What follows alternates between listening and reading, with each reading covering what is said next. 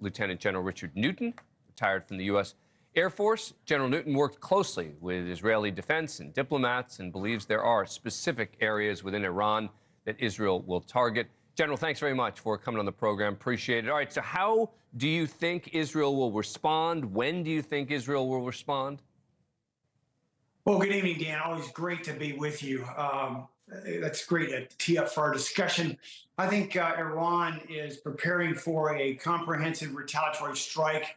I believe it'll be a hard strike. It'll be one with impunity. Prime Minister Netanyahu and his advisors have a number of options in their playbook on the table, and they're going to do it at their choosing.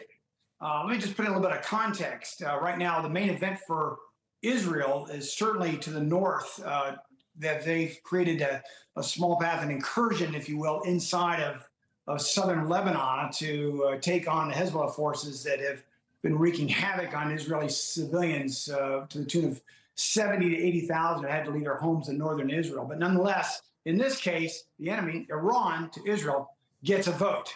And so we'll be standing by to see what options will be played out. But I do believe that it'll be a hard retaliatory strike from Israel. Let me play the IDF's Chief of General Staff earlier today talking about what they plan to do. Let's listen. Iran launched approximately 200 missiles at the state of Israel yesterday.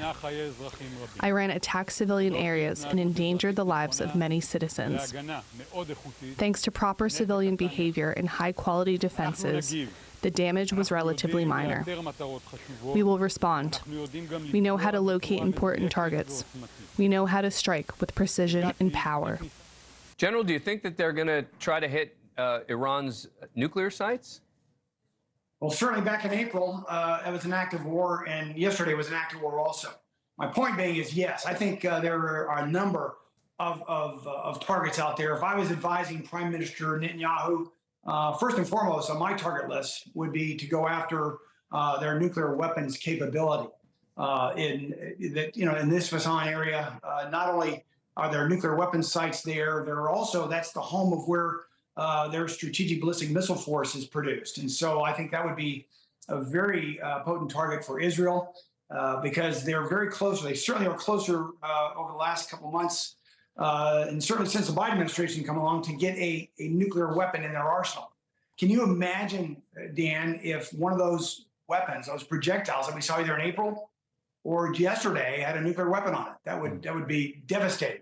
Not only to be devastating to the entire Mideast. So nonetheless, I believe the Iranian nuclear weapons production capability is number one on the target list. So if that happens, what's Iran's response going to be?